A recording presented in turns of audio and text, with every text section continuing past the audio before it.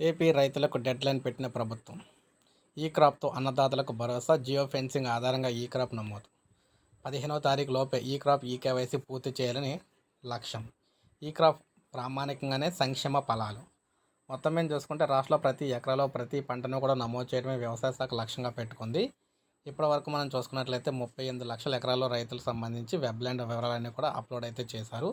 మొత్తంగా ఈ క్రాప్లో నమోదైతే చేశారు. ఇందులో భాగంగానే అన్ని రకాల పంటలను కూడా చేయడం అయితే జరిగింది. అయితే సంక్షేమ పథకాలు అందాలంటే ఖచ్చితంగా వీటిలో లింక్ అయితే ఉండాల్సింది. జాతీయ చెల్లింపుల సహకార సంస్థ ఆధార్తో లింక్ అయిన బ్యాంకు ఖాతా వివరాలు, అదేవిధంగా ఫోన్ నెంబరు, సిసిఆర్సి కార్డుల వివరాలను కూడా నమోదు చేయాల్సి ఉంటుంది. క్షేత్రస్థాయి ద్వారా జియో ఫెన్సింగ్ ద్వారా సరిహద్దులు నిర్ధారించి రైతు ఫోటోను ఆర్బీకే సిబ్బంది అప్లోడ్ అయితే చేస్తున్నారు. గిరిభూమి వెబ్సైట్లో నమోదైన వివరాల ఆధారంగా అటవీ భూముల్లో వారికి పట్టాదారులు సాగు చేస్తున్న రైతులకు కూడా ఈ క్రాప్ నమోదైతే చేస్తున్నారన్నమాట. ముఖ్యంగా ఇవన్నీ మనం చూసుకున్నట్లయితే సంక్షేమ పథకాలు అందించడం కోసం ఇవి చాలా ముఖ్యమని చెప్పేసి చెప్తున్నారు. ఎందుకంటే 15వ తారీఖులోగా ఇవైతే కంప్లీట్ చేయాలి. 15వ తారీఖులో కంప్లీట్ చేసిన తర్వాత రైతులకు రైతు భరోసా డబ్బులు అయితే రావడం అయితే జరుగుతుందన్నమాట.